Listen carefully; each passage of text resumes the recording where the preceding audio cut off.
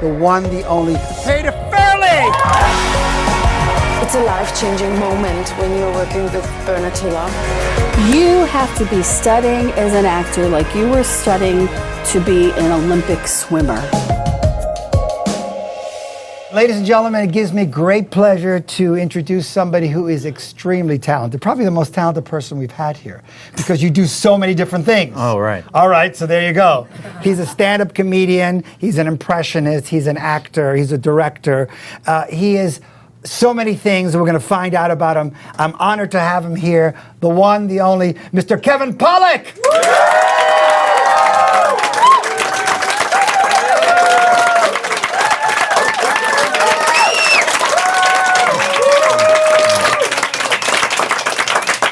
Very well trained. Very nice. No, they've been excited to see you. Okay. Okay, I want to tell you a little bit about Kevin's illustrious career. He's done over 80 films. I don't know the exact number, 91, but I do know 91 that films. 6 of them are quite good. Because 6 of them are quite good. We have a lot of good ones. Some of my favorite films. He was in Unusual Suspects. Let's hear for that. With Benicio del Toro and Kevin Spacey in a great, great film. A Few Good Men. A Few Good Men. Tom Cruise. What's the other guy that you do so well? Uncle Jack. Yeah, yes. Jack Nicholson. He's an incredible impressionist. Maybe we'll get a few things with Jack Nicholson. He's also worked with so many different people. He worked in Casino, the incredible Casino. Let's hear for that. Joe Pesci, Robert De Niro, Don Rickles, Sharon Stone. You've also had director Ron Howard. Sure. You've also had the director Tom Hanks. You've been in. He's had an incredible career. He also did a film with one of my favorite films, because one of my favorite actors, with Jack Lemmon and Walter Matthau, Grumpy Old Men, or More Grumpy Old Men. You did a couple of them, right? He also worked with Jennifer Lopez. Yes, Ooh La La, and one of my favorite. Her biggest hit, actually. That was her biggest hit, right? Yeah. And Eddie Murphy, Bruce Willis. Yeah. I mean, look at this. Who am I going to mention? Bruce and I have done 3 movies. 3 movies together. Come on, this is just incredible. And also with one of my favorite actors, with Rod Steiger. Okay. Yes, sure. Rod Steiger. You were in there. It's one of my favorite. I've met Kevin a few years ago. Well, a couple of years ago. I don't know how long. We don't want to say how long it was. But we did a movie. We did a movie together called... The internet will tell them. Yeah, the internet, but they don't know about the internet. 30 years. 30 years ago. Yeah. We did a film 30 years ago. I was 11. Yes, he was 11. And I was 7. I was younger. And I always looked up to you. That's right. That's right. And he was in a movie called Avalon with Barry Levinson. And we were together, and I remember when he first got on the set and how talented he was. And we recently were able to connect, and I said, please come to my class. And I am honored. And let's hear it for one more time from Mr. Kevin Pollak.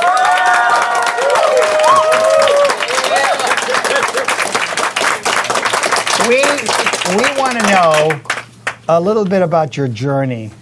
I took the 405 to the 101. Right. Did it move? Everything was moving? It's fine, yeah. Going home's going to be a pain. Yeah, it's going to be a pain. Well, we'll get you out as fast as we can.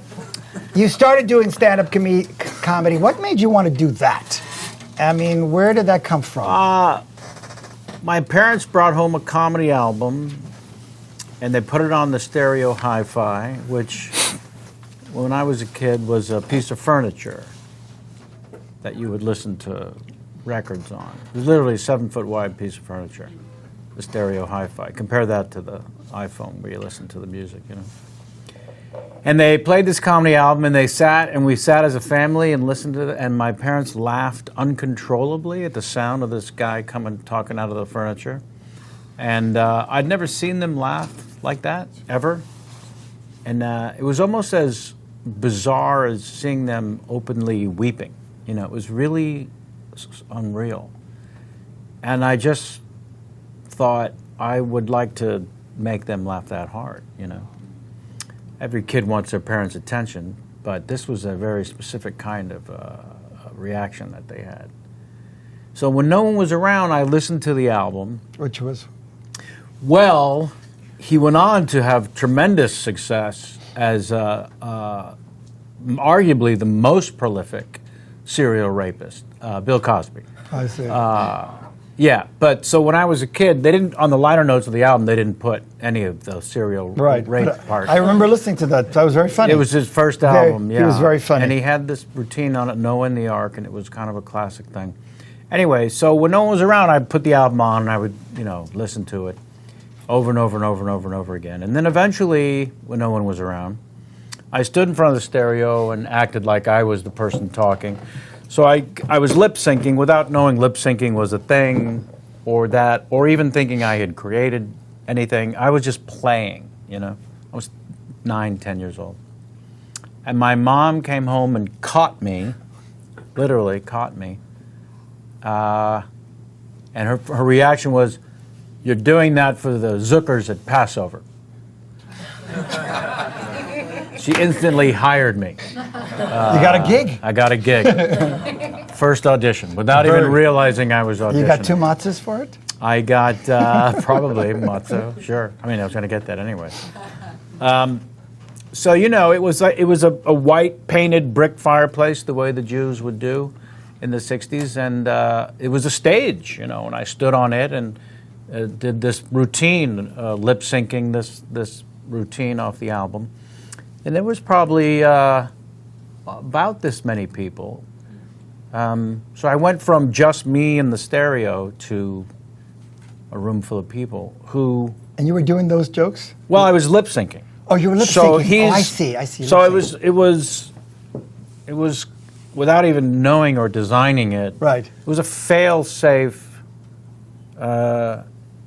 routine because he's got an award-winning comedy album. He's telling the stories. He's beloved. And this 10-year-old precocious Jewish kid is lip-syncing and acting like he's the one telling the story. Clear my throat at the same time he does. And they went bananas. They loved it. They absolutely went crazy. And that was it. It was over. It was over in that moment. And I did that same routine all through junior high and high school. Every occasion, the folk festival, the father-daughter dinner dance, whatever the occasion at school was. Lip syncing. I did the lip syncing bit. And I didn't really talk as a performer until maybe I was 16 or so, and I started doing impersonations and still not speaking in my own voice, interestingly enough. And then I started performing in nightclubs when I was 17. Wow, where did you start first? Well, I'm from San Francisco. The other great city, and everyone thinks I'm from New York. I think it's an attitude. That's what I problem. thought. Yeah. Oh, you're not from New York? No, Okay, exactly. well. I'm from the other great city. Oh, okay. Yeah. Wow. Yeah. I'm a California Jew, which means basically I'm Catholic.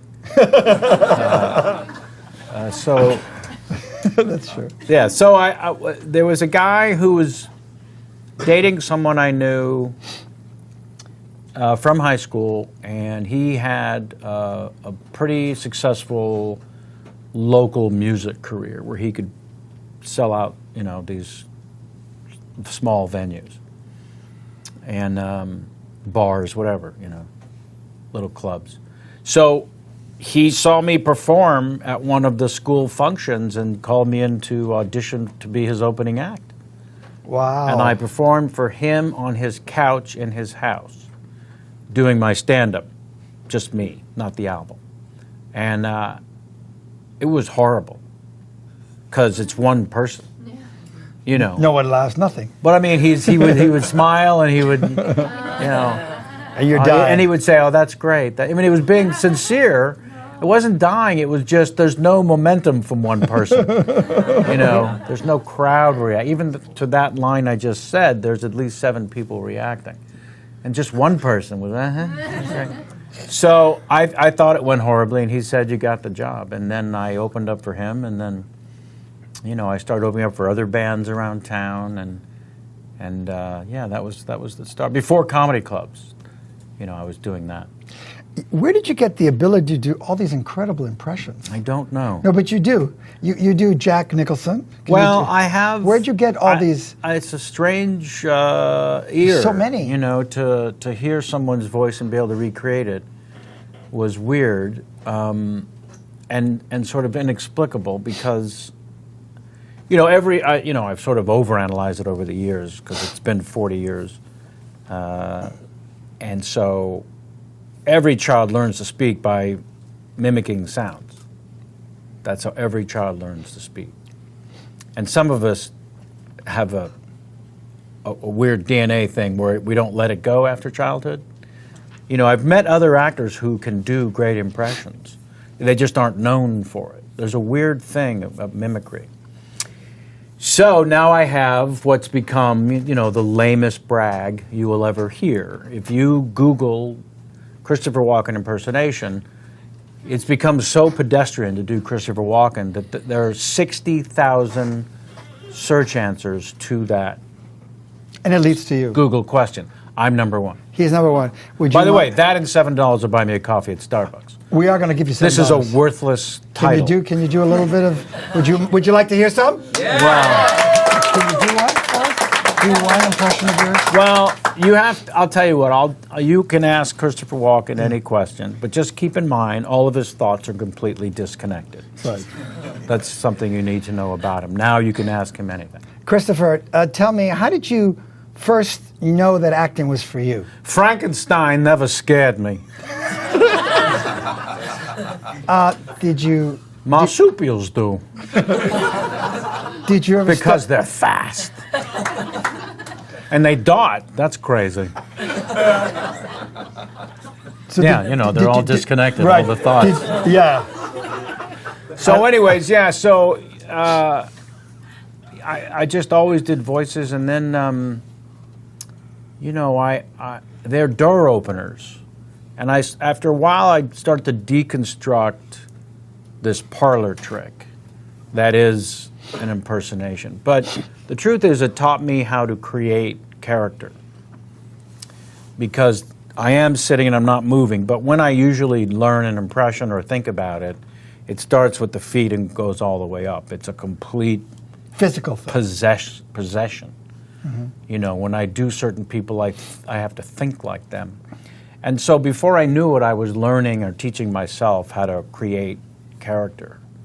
I had a leg up because I could watch the actual person, right? So if you're playing, everyone who does a biopic now wins an Oscar. So if you were to do a living person, you could study film of them, right? And I was enthralled as a kid by Peter Falk's Lieutenant Columbo, That was one of the first big ones. Did you know Peter Falk? Yeah. So anyways, he had one glass eye. He was very famous for having one glass eye. And I remember reading in TV Guide when Columbo was on, I was a kid, he talked about having this glass eye from age 3 and how he was playing Little League and he slid into second base and the ump called him out and he took out the eye and handed it to him and said, "You clearly need this more than I do." So from that, I taught myself how to move just one eye. Wow, how do you? Because I thought that was part of the character, And it happened because Mel Brooks directed his wife in one of his movies, Anne Bancroft, brilliant actress, The Graduate and everything else. And there was just a close-up of her, and she did this in the close-up. And I watched her do that, and I thought, okay, so she's crossing her eyes, looking to the left, crossing her eyes, looking to the right, crossing her eyes. So if I cross my eyes and look to the left, and cross my eyes and look to the left, and cross my eyes and look to the left, it'll look like just one eye is moving. And that's all this is. So, but again, I was learning to create character and build nuance as a stand-up comedian first. So I had no formal training as an actor when I got to LA and started auditioning. I had just put in my 10,000 hours as a comedian on stage and had lived through bombing and surviving and all that rejection from a group of strangers. Right. They really make it clear in a single moment when you land at the punchline and they don't agree with you at all. Right. It's deafening. The first thing I directed was a documentary, still available on Amazon. Called Misery Loves. Maisel Loves Comedy. Yeah, we debuted at the Sundance Film Festival in 2015. It was thrilling. But it's a talking heads documentary where I interview over 60 annoyingly famous funny people with the premise, do you have to be miserable to be funny? And so there's a chapter called Bombs Away, where they just talk about bombing. And it's the rejection from bombing. When I got to auditioning, I could go into any room, and if things weren't going well, yeah, I didn't care. You know, I had suffered way worse rejection. So the fact that there's a couple people there who don't think I'm doing the scene right, okay, I didn't write it, was my first thought. I didn't write it. I blame the author. You should, and you should. Yeah, no, I mean, I didn't know what I was doing was the problem. But, yeah, I learned, how to break down a scene and all that stuff by talking to other. Dana Carvey and I came out of San Francisco stand-up at the same time, and he was already out here, and so he would talk to me about auditions and breaking down a scene, and yeah. Who are some of the comedians that have inspired you as you were doing stand-up? Who did you look at and say, wow? Yeah, I mean, Steve Martin and Albert Brooks, people that most of the young people here, maybe have heard of, but don't.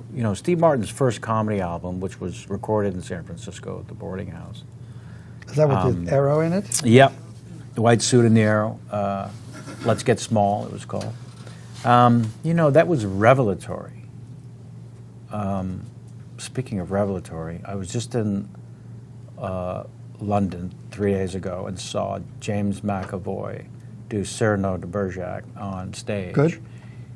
It was so singularly brilliant, and the text is very syncopated and poetic, and I instantly thought, get the fuck out, Lin-Manuel. This is it. Because James McAvoy's power on stage is undeniable. It is a hurricane. I'm sure it's going to come to New York. It's the most brilliant thing I've ever seen. Wow. Easily. Yeah. That's in London. I remember I was in New York when Dana Carvey was on Saturday Night Live, and I went to see Fences with James Earl Jones on Broadway. And at intermission, I called Dana, the only person I knew in New York, in a panic. And I said, I'm a fraud. I can never, ever call myself an actor. He said, where are you? What's happened? I said, I'm at intermission of this play, Fences, on Broadway, and James Earl Jones is, the greats. One of the greats. He's just making me realize I should never call myself an actor. I'll never be able to do what this guy does. And Dana said magical words, relax, we're comedians. Yeah, 91 movies later, I'm still a comedian. No, you're quite an actor. I've seen. Well, I was so deathly afraid of being caught acting that I learned a technique that people study their whole lives. Which is? Less is more. And it was on A Few Good Men that I really felt like I'm going to be found out on this film.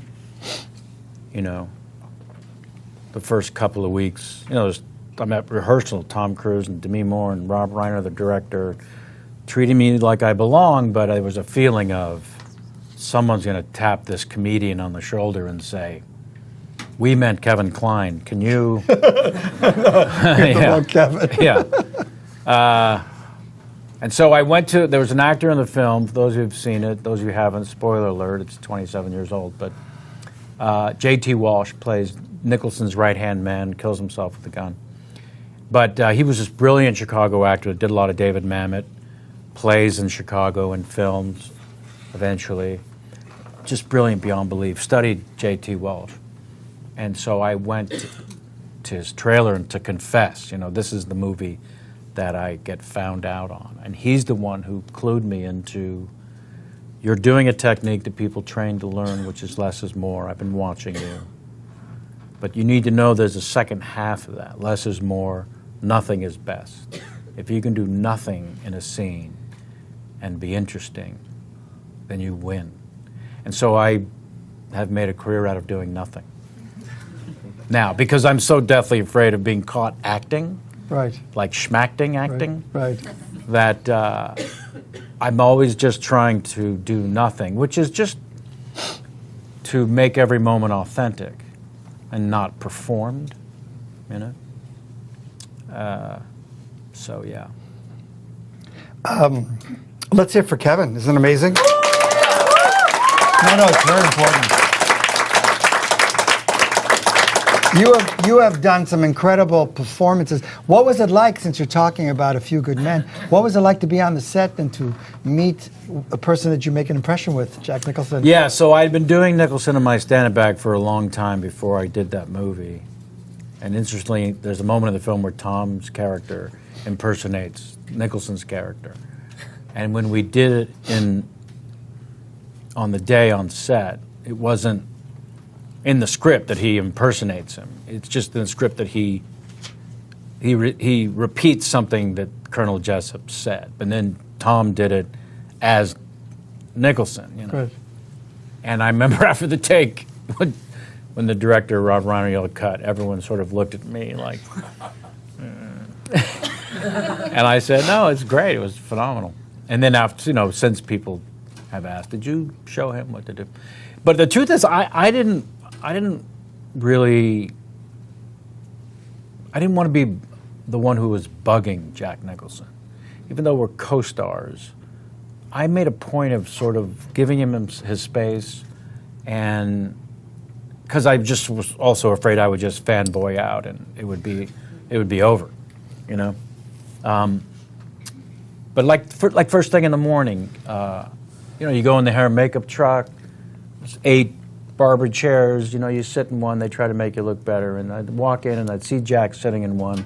I'd go to the other end. You know, just give him some space. And I remember one day, Kiefer Sutherland, who's also in the movie, walked in and walked right up to Jack and said, "Hey, Jack, you want to get a beer after work today?" And Jack said, "That sounds great, Keith. What time do you suppose that ought to be?" And I remember thinking, fuck, that looked easy. He just walked up to him and said, "Do you want to grab a beer?" So yeah. And then and then my mom came to visit and she hit on him. That was the most horrifying moment of my entire life. Talk about that. I want to hear about that.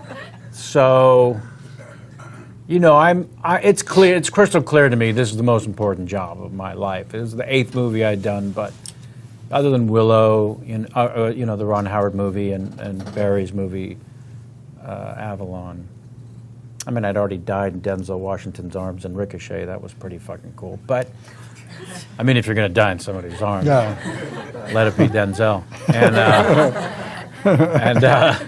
why not? Yeah. But I want to hear about. But so I just, you know, I just knew this was the most important job by far. You know, there was a sense of this is the one. And so in the courtroom scene, when my mom came to visit, you know, I like having my mom on the set, even though she's crazy. But you know, that's everyone's mom.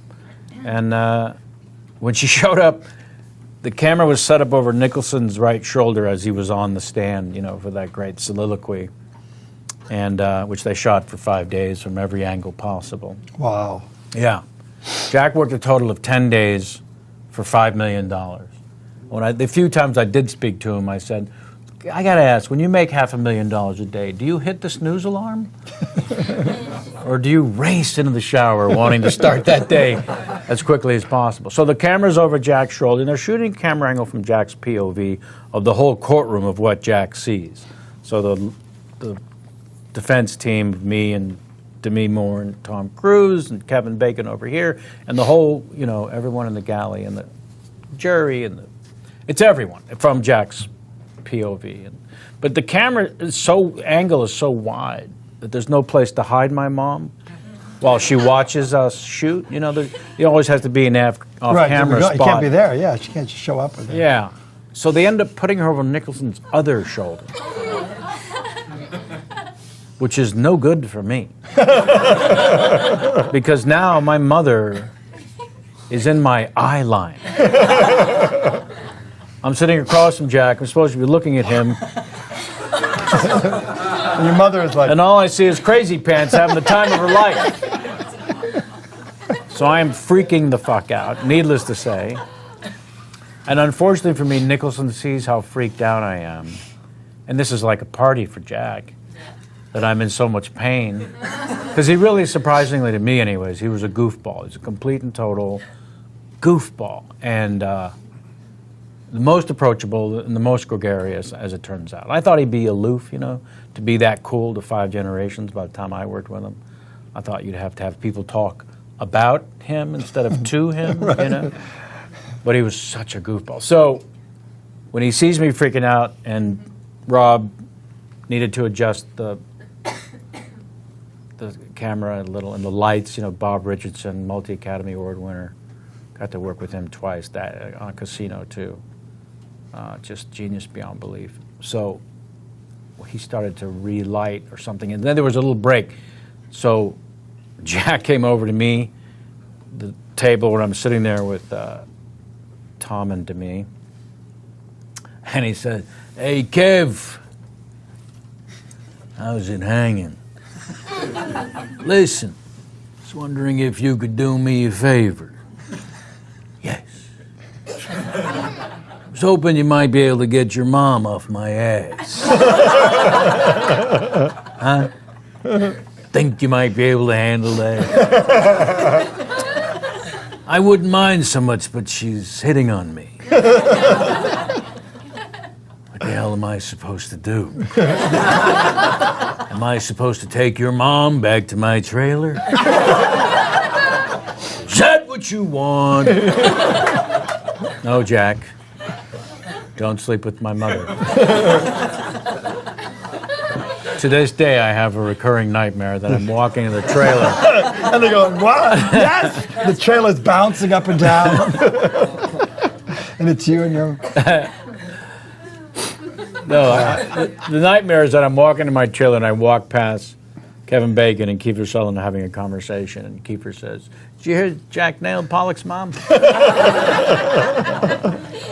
fuck? Yeah. So because everyone treated me like an equal, and you know, I started to fit in, but there was one shot that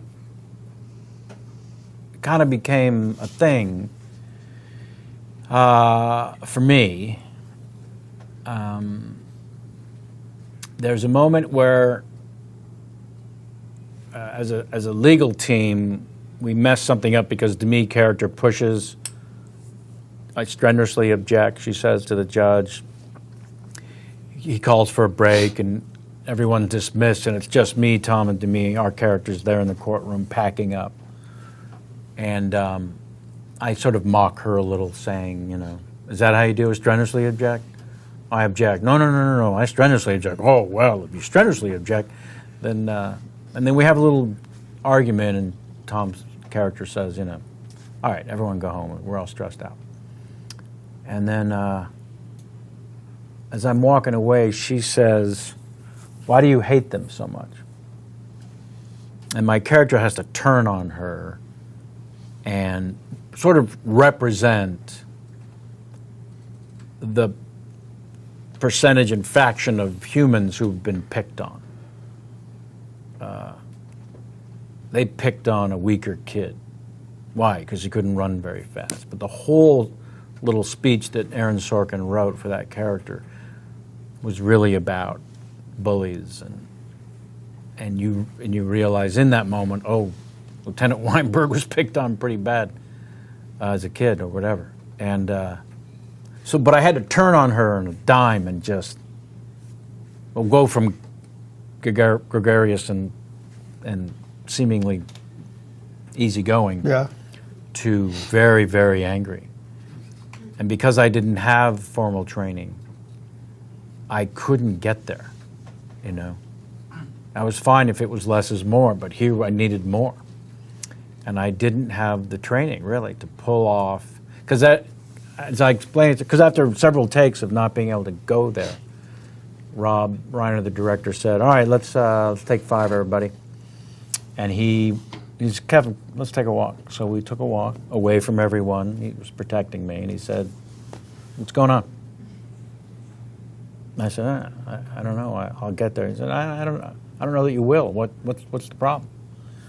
I said, well, fucking to me, you know, she's a sweetheart, and her has an open door policy on her trailer, and she's like a mother hen. She's cooking for us. She's so adorable. Every time I turn on her to rip her apart, I see her angelic face, and I can't get there. And he said, yeah, she's really sweet, but you know, your character has a real problem with her character. You gotta let go that it's Demi Moore you're looking at. And you know, I was being honest and truthful, and he was being logical and not helpful. And we just kept doing it till I was able to.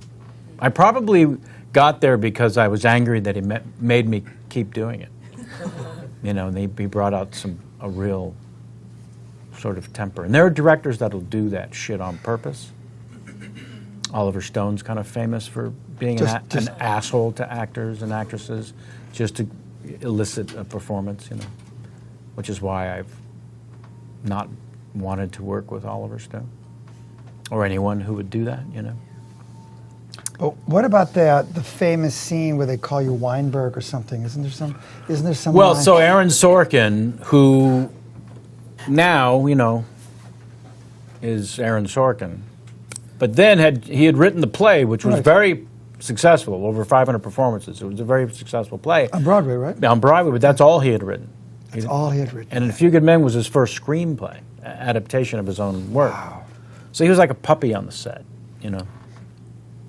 And so, yeah, in the courtroom scene, when in the middle of Nicholson's soliloquy, you know, we guard that wall, we stand a post, you know, and he's basically trying to dress down Tom Cruise's character as he does throughout the whole film. Who's going to do it? You, Lieutenant Weinberg. And our characters meet in the film very briefly. We shake hands, and that is the only time we speak to each other. We don't even speak to each other. We're just introduced and shake hands. We do not speak to each other in the entire film. We have no interaction. And in this powerful courtroom scene moment, he chooses to single out Lieutenant Weinberg, which is just crystal clear anti-Semitism. There's no other reason than to say, who's going to do it? You, the Jew, you going to do it? You know, that was Aaron Sorkin's intent. Wow. Yeah, exactly. And, you know, my reaction was, again, less is more, that I wouldn't let him get to me. So whether that landed or not, that was my intent in that moment. But yeah, that was, and people have, over the many years, have come up to me and asked, you know, was that anti-Semitic? Why? Or just, you know, not as. Yeah, I thought so too when I first saw it. Yeah, and people are also of like, mind of. Well, I mean, of course. Why the fuck did he single you Right. out in that moment? Why? What You had you done to Weinberg, piss like, this yeah. guy off? Yeah. Nothing other than but being a Jew. Yeah. Yeah, that's absolutely Weak. You know, he wanted to pick on the weak. Right. There is also another story which we tell, which is that Jack Nicholson had to leave, and that you did his lines, Yeah. and everybody tell us. Can you tell that story? Well, so I mentioned that Jack worked 10 days. 10 days, and so the last 5 were in the courtroom, and at the end of the 10 days, Rob Reiner needed him to come back for a little bit more on day 11, and so he had to go to Jack and say, we can't pay your rate. Can you come back tomorrow? And I promise I'll wrap you by noon. No, 0 chance. It'll be noon 01. And Jack said, sure, Robbie, whatever you need. And so Jack came back, and at 12 noon, Rob Reiner stood up in the middle of a take and yelled, that's a wrap on Jack Nicholson, you know, to keep his word. But at that moment, they were shooting again over Jack onto the actor playing the judge. And so Jack wasn't even on camera. He was still there for that actor till noon. And then Rob said, that's it. And because I'd been watching Nicholson do this soliloquy for 5 days, and I'd been doing an impersonation of him at that point for, I don't know, 15 years, every night when I drove home, I was doing that speech into the mirror because it was just so powerful and Such so a powerful amazing. speech. Yeah, Amazing. it's one of the all-time greats. Yes, absolutely. So in that moment, I realized that, I could maybe help AJ, the actor playing the judge. And so I went to Rob and said, I could sit in for Jack, and if not to entertain anyone or be funny, but to do the off-camera lines for the judge actor playing the judge, if it would help him. I don't want to throw him off because it's someone doing Jack, but I could do it as Jack. And I would even hold the sides if he was nervous about me, which I wouldn't mess up the lines because I knew them at that point. So anyways, Rob went to the actor, and the actor said that would be amazing. And I did it. And after the first take, when Rob yelled cut, the crew, gave me a standing ovation, which I was, A, not interested in, but B, also, this is not serving, I'm here to serve this actor. That's the only reason I'm doing this. I didn't actually do it to entertain anyone. And the greatest compliment was, when you shoot on film, you don't see dailies or the footage you shot for 2 days. So 2 days later, Rob Reiner, the director, came back to me and said, I was watching dailies at lunch of Jack's last day and his last off-camera work. I was 2 takes in of you doing it before I realized it was you. And because, there's no visual, it's just Jack's voice. So that was one of the best reviews I've ever Absolutely. received. Yeah. Where did you get this kindness and this caring for other people? Where did you get that part? Because that's not Normal? That is normal. It's normal for you, but where did you get that whole demeanor that you seem to have? Where does that come from? You always have that you're nice to everybody, you've been exactly the same I was probably people led by example, right? So being on set with Walter Matthau and Jack Lemmon and these icons and these people I worshipped as a kid who wanted to be a character actor, I sort of collected character actors the way my friends would collect baseball cards, right? Or comedians who had been on the Tonight Show. I'm having dinner on Monday at something now called the Character Actors Dining Society. It'll be me and Larry Fishburne and Steven Weber and Alfred Molina and Garrett and Spencer Garrett. Spencer was here. Oh, was he great? Yeah, Spencer great. knows you really well. Yeah, Spencer Garrett was here. Yeah. So, but anyways, I learned by other great actors who I admired, who were just like Tom Cruise is one of the greatest examples of a generous, giving professional that I will ever experience, truly. Making a point of knowing all the crew members' names and we put movie stars on such an unfair pedestal. We don't expect them to act like a human being. So when you say, why are you so nice? I don't understand how else to do this. No, I'm saying, but I know I met you when you were. Where did that come from? Your family was like that? Yeah, my parents, we weren't a religious family, but it was definitely do unto others. Yes. Which is the one that made the most sense, quite honestly, and to this day. Why would you treat anyone any differently than how you want to be treated? Absolutely. Yeah, so it was really kind of that. No. And then just in terms of I remember the first day you were on the set of Avalon. And by the way, again, way in over my head, because Barry Levinson, who directed that and wrote it, his first movie he wrote and directed was Diner. You've got to see this. It is an acting clinic because it's about looking spontaneous and being able to improvise in scenes and also... And he also did the one with Rain Man. Of course, yeah. Right he before, directed Rain Man. Yes, right before he did Right before Rain Man. Avalon. In fact, the reason he was able to make Avalon is because he did Rain Man. Rain Man was so successful. Tom Cruise and Dustin. Do you know the story about when he went into the studio and said, you can't test Avalon? No. So you know the testing process, a lot of directors are forced to do it. Some directors count on it, where they'll do an early screening for the audiences and they fill out 3x5 cards, or there'll be a Q&A afterwards. Did you like this character? Did you like that character? What didn't you like? That sort of thing. And so he went to the studio that was funding Avalon before we shot and said, oh, just so you know, we're not letting you test, you're not allowed to test this movie. He's in Baltimore. You're not allowed to test this movie. It's too small in audiences, we're not going to do that.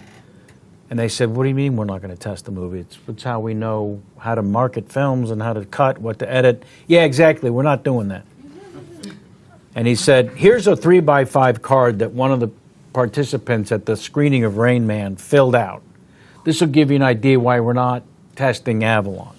And on the 3x5 card from a test audience member of Rain Man was written, hey, why didn't the little guy just snap out of it? My favorite part is hey, comma. Hey, why didn't the little guy just snap out of it? Right. He seems to be like, no, with us. I mean, something's up with him. Yeah. So I was a comedian. Barry Levinson was a comedian.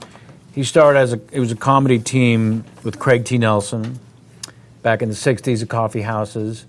And so he always thought like a comedian. If you go through his library of films, he always seems to put a stand-up comedian in one of his movies. And he would come to the Improv on Melrose and watch comedians all the time. Wow. So I had gone and bring them in to audition for stuff. And I had already auditioned for, what was the, Good Morning Vietnam and Tin Men. I think there was a role in Tin Men after Avalon. But anyways, so he had liked me and stuff. And I got an opportunity to audition for Avalon, which was originally called The Family, when it was called The Family. And at that time, I was shooting this is a lesson for sure. I was shooting 6-episode summer series that was created by Rob Reiner and Christopher Guest, called Morton and Hayes. 1990, when there were no original programs on during the summer. It was a weird thing. You've heard old people complain if there's only 3 channels and your kids don't know what it was like. There was not even any original programming over the summer. They just put everything in reruns. You're on your own. Like the networks didn't even try. They were like, we don't have to do this. And so every now and then you would get a summer series that would be original programming and people would. And so while I was shooting that as one of the leads in this series created by Rob Reiner and Christopher Guest, I got this audition. And I found out I was going to be put on tape. I wasn't even auditioning for the director. And I convinced myself I was too good for this. Why am I being put on tape? Don't they know I'm starring in this series? So I agreed to go to the audition, but I was angry that I had been asked to be put on tape for this casting director. And because there's no notes, you're not this. It's now people, as you are experiencing, are putting themselves on tape. All the time. Yeah. So back then, to go into a casting director's office and be put on tape for the director it really was a slap in the face. But you had to get over it and stop thinking you were so damn special, which I couldn't. And I tanked. And I drove away thinking, fuck them. And then 2 weeks later, when I was done shooting the series, I remembered how brilliant that script was. And I called my then manager and said, can you get me back in with Barry Levinson? Can I read for him, the director? And explain what I just shared with you. So they got word to Barry, and Barry was already in Baltimore. It was 2 weeks before shooting. He hadn't cast the role yet. And he said, if Kevin's willing to fly himself to Baltimore to audition for me, that's fine. And I didn't have a lot, so to fly myself to Baltimore seemed like a big deal. And I did it. You did it. And I went to his office where he had production office set up in Baltimore, and I read for him. And it was also funny because the scene was in this cavernous, burnt-out warehouse. If you remember the end when our business burns down. Right. But it's me and Aidan Quinn, and we're like 30 feet apart from each other in this cavernous space. And so when the audition starts, I'm acting like we're in a 30 feet apart cavernous warehouse. And I'm shouting my lines to Aidan Quinn, who's going to be 30 feet away from me, and Barry is 3 feet away, and he goes, what are you doing? Who are you yelling at? Why are you yelling? And I said, well, it's stage direction. They're in a way. Yeah, but I'm right here. Just talk to me. Well, there's no yelling. Why do you got to, Because he wanted everything to be so real. So very real. And very so authentic. Very and he real. hated acting, and he hated seeing people act. And all the other actors in the movie were these brilliant, all the other leads are these brilliant stage actors who all wanted to rehearse. And it drove them crazy that Barry wouldn't let them rehearse. He said, no, you're a family. Go to have lunch. Go have dinner. Just go hang out together. And it was an absolute miracle for me to get that part at that point, because it was a drama. And I was a comedian who was going to be legitimized as an actor overnight by this film. But it was a miracle that I was being directed by a director who hated acting and hated seeing acting and just wanted me to be spontaneous, which was all I could do. Honestly. It was the only thing I knew how to do. It was just fortuitous beyond belief. And, yeah. We have incredible actors here. We have, as I said, 40 actors from 20 countries. What 3 pieces of advice would you give somebody who's starting or wants to succeed in acting? What are some things that you could share with us? You've gone through so much. You know so many things. You've really... What would you say? Hey, here's something... This you may have heard before. If there's something else you can do for a living, do it. Why is that? Why would you say that? Because you're choosing one of the hardest professions possible, given the ratio of people who want to do it and people who get paid to do it and can make an actual career out of it. So really what that means is, are you willing to give your life to it? Because that's what you're going to have to do. If the answer to, I can't do anything else, this is the only thing I want to do, is your answer to that question, is there something else you can do? Then you have the first step of even remote possibility of doing it as a career. If there's no other option, this is all I want to do. I don't care what I have to do. There's nothing else I between can now do. and then. Right. Whether it's bus tables or wait tables or whatever it is. While I learn how to do this and while I get auditions and see if anyone gives a shit that I think I can do this. So you just have to be able to give your life to it. I've heard actors say, so then I moved to LA and I said, I'm going to give myself a year. You know, sure. And then they'll say 6 years later I got my first thing. Yeah. I mean, I went on hundreds of auditions, hundreds. Where at some point it felt like they weren't just saying no, they were saying, how about anyone but you is going to get this? That's how far you are from getting this. It's anyone but you. Anybody. Yeah. Anybody. We almost don't care. As long as it isn't you. So, if you can survive that level of rejection, that's the one guarantee about this job. That makes it the most peculiar occupation and difficult. When I talk to those annoyingly famous funny people for the documentary, one of the things that grew out of do you have to be miserable to be funny was, why? Why are you doing this? Because Facebook is a multi-billion-dollar institution because we all suffer from hey, look at me disease. Hey, look at me disease. Yeah. You have a page, you're someone. Right? I don't know how he knew that. That's very funny. But that's it. That's it.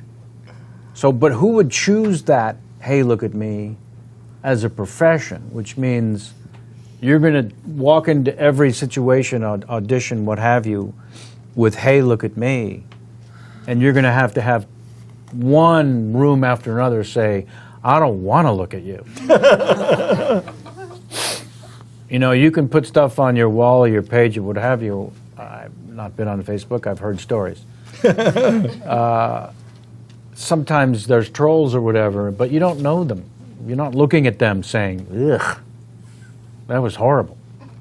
And when I've directed now a movie, not a documentary, but a film, narrative, and people come into audition, I will get a half hour behind within 2 actors because I just keep giving them notes and keep giving them an opportunity to try it again, to take the scene in the direction I need it to go to.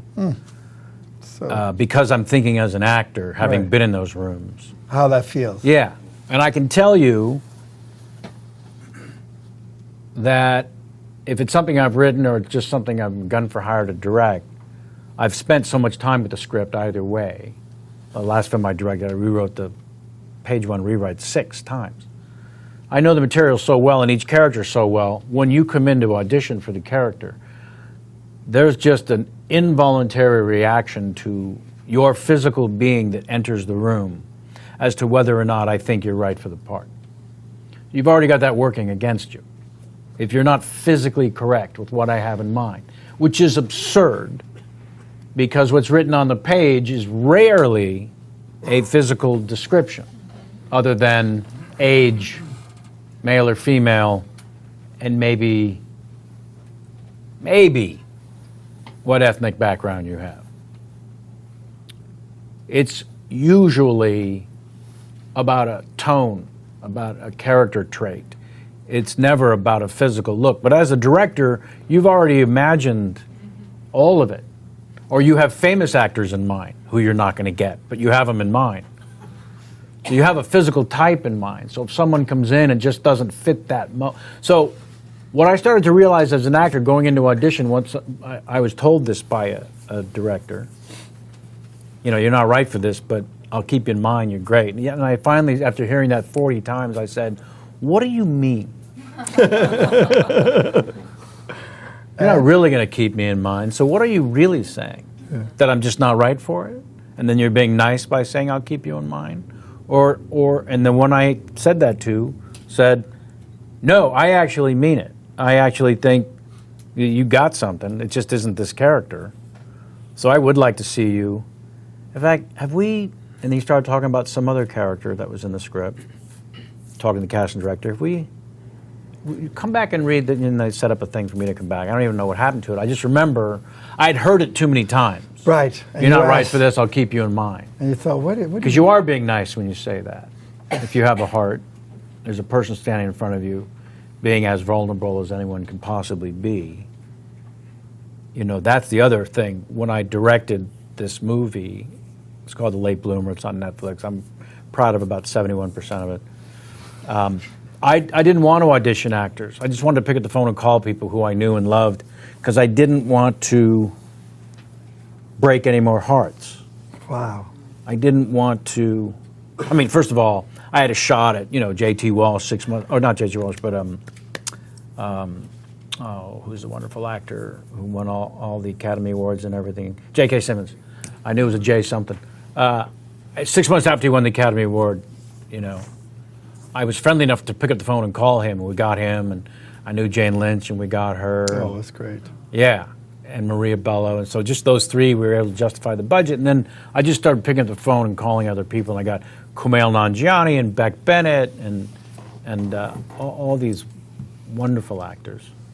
But when I did audition actors, I would spend too much time with them just because I wanted them to have every opportunity to get the part, even if they weren't physically right for it, which is rare. If you're not right when you walk in the door, they're already in their mind, can't wait for this to be over. And I've been bum rushed through those auditions enough times. Fast, quickly. Yeah, just you'll do it one time and they'll say, okay, thanks very much.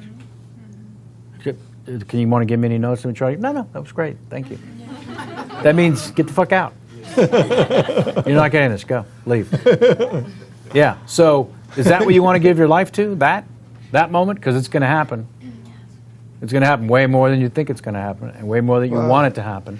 We're professional auditioners. Yeah, that's You're right. going to audition more than you're Getting the job is the job. Yeah, that Doing the job is not the work. No. But the audition, we are professional auditioners. Yeah. I remember when my daughter was asked in school, what does your dad do? Because every day I would say, I'm going to audition, I'm going to audition. So where are you going, Dad? I'm going to audition. So she told the teacher, my dad auditions. That's his job. Yeah. I don't exactly know what it is, but he's auditioning. I don't know what that means. That's pretty sweet. But she's 27 then. Well, after A Few Good Men, I went from auditioning to getting offers. Wow. So this is maybe the single most exciting moment for any actor who had already been on hundreds of auditions and was growing weary of the chase. So then what happened was an interesting moment. So A Few Good Men comes out in 92. And then for a couple of years, you know, my agent and I would get on the phone, and he would be, what are the offers? And I'm not saying that there's a stack of scripts 30 deep, but there was always something going on for us to discuss. And he would say, oh, and you got to read the script called The Usual Suspects. And I said, who wrote it? You don't know him, he's 25. Okay. Who's directing it? You don't know him, he's 25. Why are we fucking talking about this? Who's in it? Kevin Spacey. Now, in 1994, not only did we not know that he was what he is known for now, but in 1994, nobody was greenlighting Kevin Spacey movies. He was a character actor like me. In fact, in 94, based on the success of A Few Good Men, you could argue that I had more clout than he did in 1994. But he was the only actor attached to the script. So my agent would say, it's written by a 25-year-old, it's going to be directed by a 25-year-old who haven't done anything, and it stars Kevin Spacey. And I would say, what else you got? Because when we talked on the phone, it was, what are the elements? Who's the director? Right. Who are the other actors? You're going to be as good as the company you keep when you're lucky enough to get offers and you can ask these questions. I didn't take it for granted. Now, it's because I started as a stand-up comedian, as a stand-up comedian, when you get offered stage time, the answer is yes. The answer is where, when. So I came from that mentality. So when I started getting offers, the answer was yes. And in fact, because of that, I did too many movies in the 90s. Like 40. Wow. Like an absurd number of films. 40 because films. I was a girl who couldn't say no. Yes, we've heard about that. Because that's where I came from. You just say yes. But when it came to this Usual Suspects thing that my agent was talking about, you know, it was only 2 years after A Few Good Men, and I was swimming in it, and I just, what else is going on? He said, I know, but there's something about the script you need to read. You need to read it. So eventually he wore me down. I mean, we must have talked on the phone on half a dozen different occasions where he just kept bringing it up. And finally I got to page 5, and I called him and said, I'm in. The script went on to win the Academy Award. I said, I'm in. He said, okay, let me let Brian know. Brian Singer, the director. And he said, I talked to Brian. He said, he can't believe you're going to do it. There's 2 parts left. He wants to know which one you want to do. So he said, he'd love to talk to you about these 2 parts to see which one you want to do and why. So I talked to Brian, and he said, well, I got these 2 parts. The one I ended up doing, and the other part was the one that Benicio del Toro ended up doing, which, by the way, when you read that in the script, that character is as meaningless to the story as possible. Again, spoiler alert, that character only exists to die, to teach the rest of the suspects you can't run from Kaiser Soze. That's the whole purpose of that character. He's McManus's sidekick. Wow. He doesn't really say anything of import. And Benicio del Toro, when I met with Brian, I said, well, I don't want to do that character because he's worthless. And Benicio del Toro does the character and steals every scene he's in. I mean, every scene. You talk about an actor taking nothing on the page and making it arguably the most memorable character in the film. There's a moment early in the movie when we're in the police lockup, after the lineup, we're in the lockup. We're all sitting around, and Benicio's character says something, and my character says, what the fuck did he just say? Because he talks really strange and odd. That wasn't in the script. That wasn't me improvising to be clever. That was me, the actor, breaking the scene and asking the director, what the fuck did he just say? Because Benicio and the director didn't tell us that he was going to talk weird. Yeah. And it's in the movie. He kept it. He kept it in the movie because it made sense, because the audience is like, what the fuck did that guy do? And they have one of the characters in the movie asking it. So anyways, the point I was going to make was, I said, I don't want to play Fenster. I'm interested in Hockney. And he says, okay, great. I'd love you to do the part. I've agreed to see 2 actors that are going to come in this afternoon, and so it's too late. I don't want to cancel the auditions. They're going to come in. And I said, but you're offering me the part. Yes, but I have to see these actors. And that threw me. So on the drive home, I thought one of these actors could come in and be so brilliant they'd take this part away from me. So I called my agent and said, tell Brian I'm going to come back this afternoon and audition. And this is 2 years into being offer only. Right. And my agent said, you're not auditioning. You're absolutely not auditioning. Kevin, you don't understand how offer only works. Once you establish your offer only, you're offer only. I'm working with Tony Shalhoub now in The Marvelous Mrs. Maisel, and he says, he likes to say about himself, he's audition only. So my agent was adamant, you cannot audition, because then the word gets out that you audition, and then everyone's going to want you to fucking audition. But if you're not available to audition, then they have to make a fucking decision whether they want you or not. And it's a make-believe place, this audition only. You can't believe it's happening. But you get caught up in it, and you start to believe you've earned that somehow, even though it's just the perception of you that's changed based on a piece of work you did. So you take credit for that. And I said to my agent, no, I'm auditioning. I can't let an actor come in and steal this part, so I don't care. You just make sure nobody finds out I auditioned, but I'm auditioning. And I went in and I auditioned and I got the part.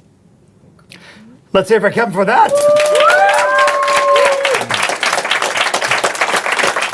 I mean, looking back on it, really was stupid. Because I could just as easily lost the part. Yes, but you had to take a risk. Otherwise, you could have.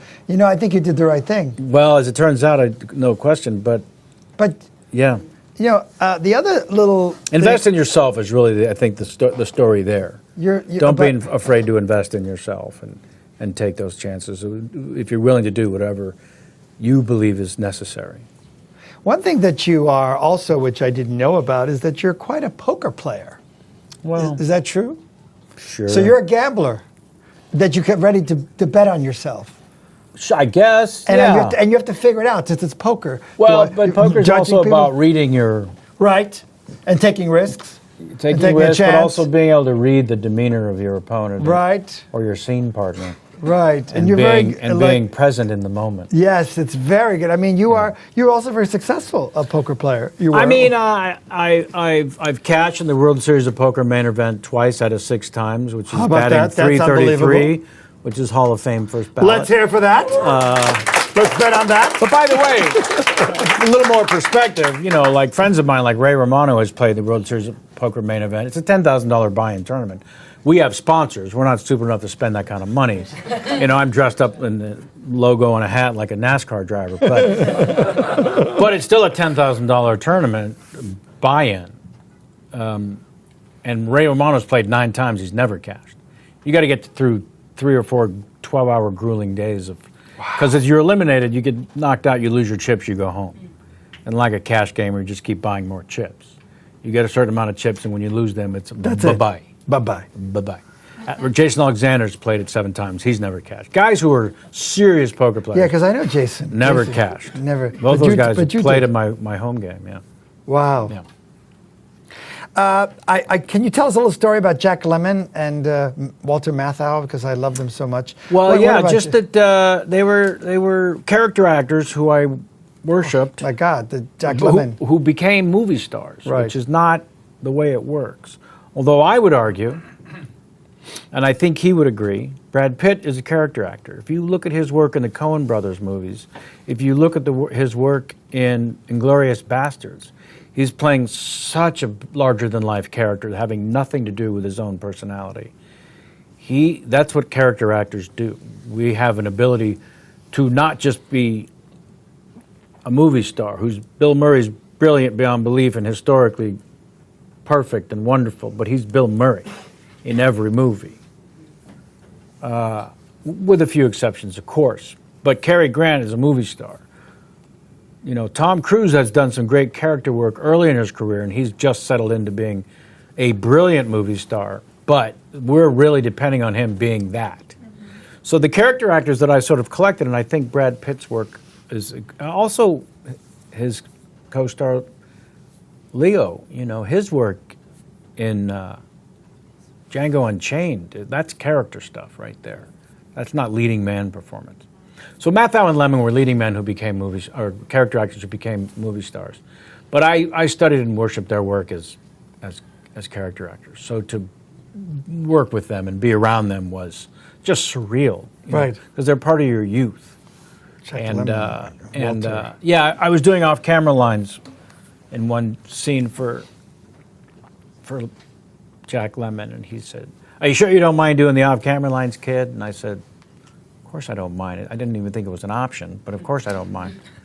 And he said, "Well, Marilyn never liked to do them." And I thought, he's talking about Marilyn Monroe. Like every one of their stories, without trying to drop names, they didn't have a choice, like I probably sound like now. They didn't have a choice because all their stories involved the most famous people in the world who they'd worked with. Matthau was very droll, suffered no fools, had the face of a 70-year-old at birth.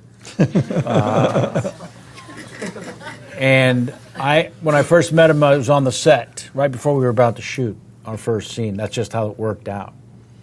And the director said, "Walter, this is Kevin Pollak. He's playing your son." And then the director said, "Oh, I got to check on the lights," and he walks away. And then I'm stuck there with Walter Matthau, and I decided to try to make small talk, like an idiot. And I said, "So, Walter, the script's pretty good, huh?" Fucking idiot. And he looked at me and said, "The script sucks, kid. I owe my bookie $2 million." He wasn't kidding. He was a gambler too? Horses? On the back of the little booklet pamphlet at his memorial service before his funeral were his picks for that Sunday NFL. Oh, wow. That's how famous of a gambler he was. Wow. Yeah. Jack Lemmon, I used to love Jack Lemmon so much. Brilliant beyond belief, both of them. A nice person. Super sweet and generous and giving and great, setting great examples. And Anne Margaret and Sophia Loren also. They put Sophia Loren, who hadn't started a movie in 25 years before she came and did the sequel, Grumpier Old Men.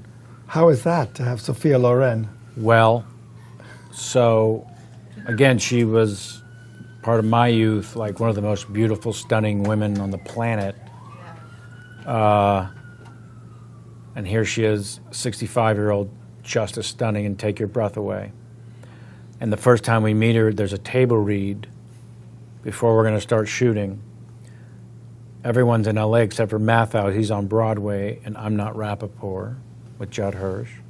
So they put us all in the Warner jet, first time on a private plane.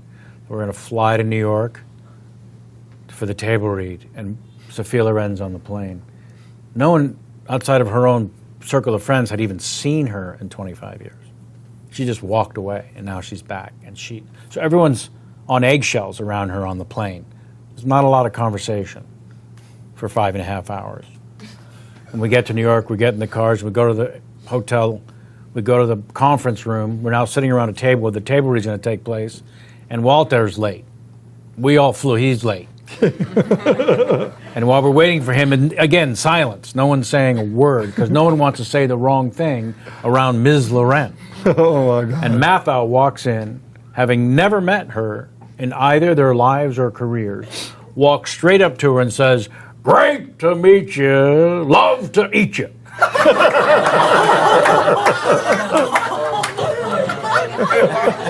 Every chin hits the table. And she was so cool, she just said, "Oh, Walter." And he said, "I'm not kidding, everybody else clear out."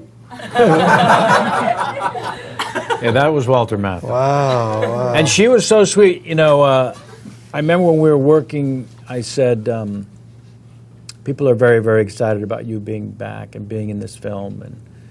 And because she'd lived in Europe all this time. And I said, Americans are just going to die to have you back in the theater. And I had forgotten that I had said that. And she reminded me at the premiere afterwards, at the party. She said, I remember when you said to me that America was going to be happy I was back, and I thought it was very sweet of you to say, but I didn't think it was true. And I see now the way this audience reacted, because they went out of their minds when she walked on screen the first time. The audience just erupted with applause. Oh my God, Sophia Loren. Like it was the theater or something. You know, who applauds at a movie house? You know? That's right. She's here. Yeah.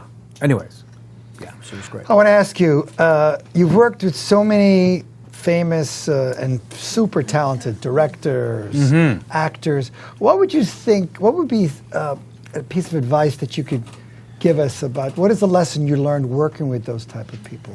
What could you impart? The most important thing I learned about acting, other than less is more, nothing is best, is that every choice you make has to be more specific than you even think it does. Everything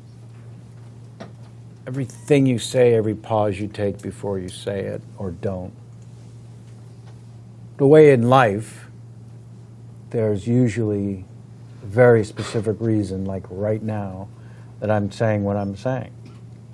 And I think it's the easiest thing to lose track of and forget when you're memorizing your lines, is this specific way that each one of those words should be spoken. And that what is the writer's intention of this moment that I'm not seeing? How specific could I make my choices for every sentence? Specific choices, making for every single line, every single moment. Every single moment, every character trait, you know.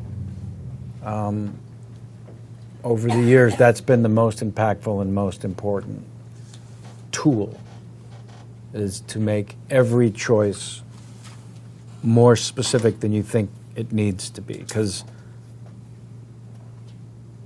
even when you think you're there, you can always dig a little deeper and be a little more specific. I want them to think and believe that I'm lost in thought, so I'll take pauses and look at you and then keep speaking. You know, that on the page it just says the words. Right. None of that's in there. You've been in the industry for so long. We had just invented fire. Yes, I remember. Yes, that was good. But I want to ask you, do you still love acting? Because now that you're directing, what is the whole artistic It's experience still all about. What is it? You're as good as the writing, and you're as good as the company you keep on the project. You know, I feel like Marvelous Mrs. Maisel was picking up a winning lottery ticket. Let's hear for that show, Marvelous Yeah. Maisel. I mean, My God, people love that show. And you keep winning every year. You've won so many awards. I almost brought both of the Screen Actors Guild Awards that we won the last 2 years as a cast. Well, because you told me that Peter Farrelly was here and he brought both of his Oscars. And so I thought, fuck him, this is an actor's class. I'm going to bring my 2 actors. Yeah, to SAG Awards. SAG Awards for best cast. Unbelievable. Ensemble. What an incredible show. Yeah, when it was Fleabag's year, they kind of won everything, except that one. They didn't win that one. And I love that show, especially the second season. In fact, the sexy priest, as he's come to know, Andrew Scott, became an award show friend to my better half and I. Yeah, because he was just so sweet, and we just kept running into him at these award shows. I'm sorry. But the Marvelous Mrs. Maisel, you know, that will make you fall in love with acting again. You know, the pursuit of good material. So if you're not auditioning, you still, and that's no longer your job, is auditioning. What does Daddy do? He auditions.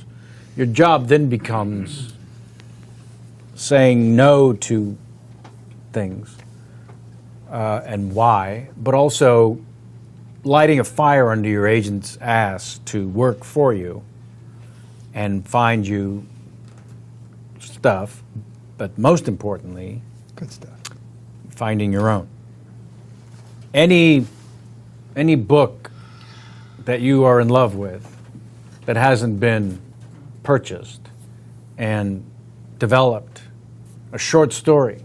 Every time I turn around, they've developed another Stephen King short story.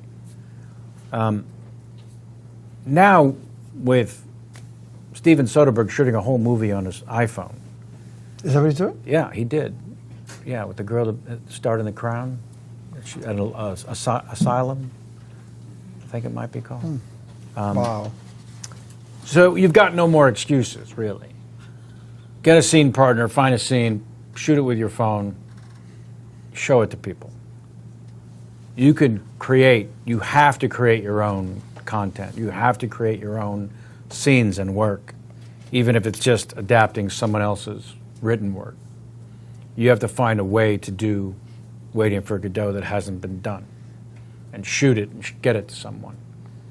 We're at a time now where you're limited only by your imagination, and if this is what you want to do, then you start doing it. We talk about creating your own opportunities all the time here. Yeah, 10 years ago I created a mantra called "If you're not creating, you're waiting." We are unfortunately taught to wait for the phone to ring, be it for an audition or an offer. Not creating. Eventually, if you're not creating, you're just waiting. And it pertains to your life as well. Obviously, you want to be more proactive in your own life. Should I be watching TV or doing something? To help me, to help my career. Yeah, in this case, what can I create that helps me not wait for an opportunity? So if it's, I'll audition for Bryan Singer, I'll fly myself to Baltimore. There's a few other examples, but you do have to go after whatever you want to do and be willing to work way harder than everyone else. Can you talk about a film that I love, which I love you in it, Casino? Mm-hmm. Let's hear it for Casino. Can you do a little Robert De Niro? I liked De Niro. I like The Irishman. My problems are a few, but between Pacino, Pesci, and De Niro, at some point I felt like I was watching three old guys who couldn't find their keys. Where are they? I don't know where they are. I can't find them. I can't find them. They gotta be here somewhere. Where are my keys? It's the Chrysler. McConaughey said, "Get the Lincoln." This fucking guy with the fucking keys, Bob. Bob, please. What do you want from me? So Pesci and De Niro and Casino, you know, it's They're all looking for keys. it's ridiculous. It's They're all looking for their. yeah, and Scorsese. Yeah, I was on the set of Usual Suspects when my agent called and said, "You have an offer to be in Scorsese's next movie called Casino, written by Nick Pileggi, who wrote The Goodfellas, and shooting in Las Vegas, and De Niro and Pesci and Sharon Stone, who it was arguably her best work, but I didn't know that at the time." And it was like one of those "you can take me now" moments. Like, I don't know how you beat this moment. That doesn't. You can't. You can't. In fact, doing the job won't be better than this moment. No, right. Did you go? Yeah.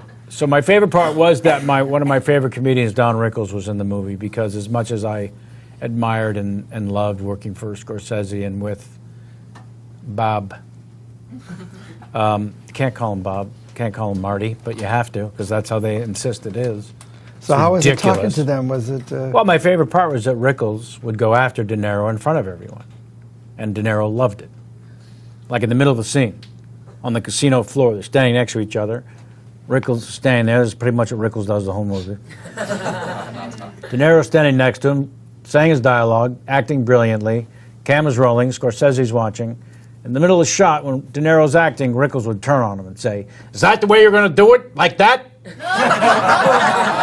No, you got the awards. I'm sure you know what you're doing. Go ahead. And the rest of us are like, "Oh, shh." And De Niro was...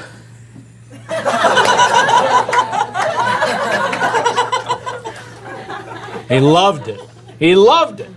That was my favorite part, to be honest with you. Also, because I lacked the proper training when Marty and Bob wanted to do 35 takes of a shot, I am bored to tears after 5 or 6 takes. And it was a really important lesson, a difficult lesson, as I watched Bob, the genius, make it fresh and interesting every single take. But I just thought, we got this, right? And they weren't satisfied. It's also their ritual when they work together to do 30, 35 takes. 30. That's how long it takes. Of every single setup. 35 takes. I've had so many directors tell me that I got to get you in the first 3 or 4 takes, otherwise I see the boredom in your eyes. Because again, I don't have the depth of training to keep it fresh. That is a lot. It's really pathetic. That is a lot. 35 though. That's a lot. That'll break your soul. Yeah, you don't know what else to do after that. But there's a scene at the table in the casino, just me and De Niro, and before we go into the kitchen, and he yells at the chef for too many blueberries in my muffin, not enough in his. But while we're sitting there at the table, we do a take, and then I just remember this little Scorsese head bobbing at the edge of the table. And he would say, "What do you think? More excited? Is he less excited? What do you want to do? More angry? Less angry?" And I remember thinking, in his composition of the camera, of the shot, Scorsese was, if you put a graph over the monitor, he could tell you what needed to be in every square of that graph. Everything was meticulous within his composition. Bob Richardson, again, they would light for 3 hours. Wow. And everything was so specific and controlled within that composition. But also within that composition, the way Scorsese worked was the actors were free to do whatever they wanted. The direction I got from him was, is he less angry? Is he more angry? What do you want to? He. In some directors, when they want you to do it more angry, let's say, they will say, "What do you think? More angry, less angry?" Hoping you say more angry, which is what they want. But if you say less angry, the smart directors will say, "Okay, let's try less angry," and they'll give you that, knowing this guy's an idiot. I'll get what I want next time. And then the next time they say, "All right, we did less angry. Now give me more angry." But when Marty said it, he really meant it. With such genuine enthusiasm. What do you want? Do you want to try it more angry or less, or whatever the emotion was? So that was a great tool to take away as a director when I do my 2 or 3 takes, not 35, which is to give the actors the absolute freedom to know what I want and let them bring. And a lot of times for direction, I would come up after a take and whisper in the actor or actress's ear, "I need 11% more." Or I need 7% less. And so they would smile or giggle a little, but they would know I want less or more. Wow. Right? And then let them figure out what 7 or 11% was, instead of saying anything more than that. So still giving them the freedom of choice. Have we ever had any more interesting than Mr. Kevin Pollak? Let's hear for Kevin Pollak!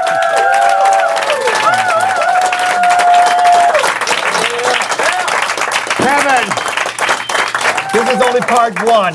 Okay. This is part 1 of a 6-part series. I can't wait to find out what you're able to charge for the next 5 series. We're going to pay you for the same amount. We talked to your agent, Yeah. Same billing. We are so grateful that you are here. Your kindness, your story, your humanity, your artistry.